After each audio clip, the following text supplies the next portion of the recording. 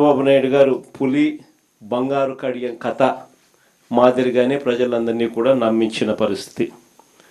తీరా ఓటు వేయించుకున్న తర్వాత ఇప్పుడు రాష్ట్రంలో ఉన్న ప్రజలను పులి తిన్నట్టుగానే తినేస్తూ ఉన్నాడు.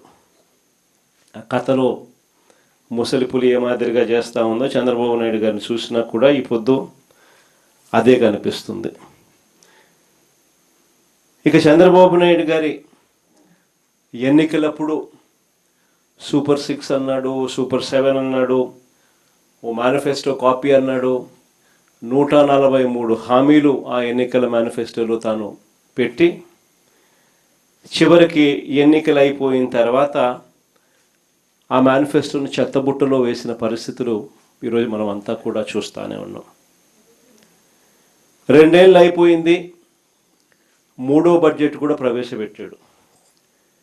3వ బడ్జెట్లో కూడా ప్రవేశపెట్టిన పిమ్మట కూడా ఈ రోజుకి కూడా సూపర్ 6, సూపర్ 7లో భాగంగా ఆయన చెప్పిన మేనిఫెస్టోలో ప్రామిస్లుగా ఆడబిడ్డ నిధి ఏమైంది,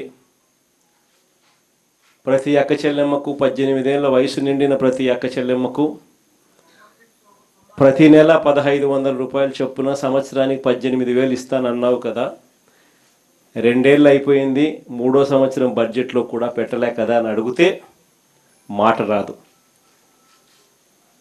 సూపర్ 6, సూపర్ 7లో భాగంగా నిరుద్యోగ వృత్తి అని చదువుకున్న ప్రతి పిల్లాడికి కూడా 3,000 రూపాయలు నిరుద్యోగ వృత్తి ప్రతి నెల ఇస్తానన్నావు.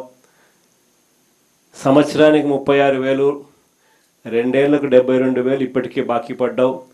3వ సంవత్సరంలో కూడా బడ్జెట్లో కూడా పెట్టలా అని అంటే దాని మీద మాట ఉండదు. 50 ఏళ్ళకే పెన్షన్ అన్నావు. 50 ఏళ్ళ నిండిన ప్రతి అక్క చెల్లెమ్మకు సంవత్సరానికి 48,000 బాకీ, 2 ఏళ్లలో 96,000 బాకీ. 3వ సంవత్సరం కూడా బడ్జెట్లో దాని గురించి అలాట్మెంట్స్ ఏమీ లేవు కదా అని అంటే దాని గురించి కూడా ఎక్కడా పత్తా ఉండదు.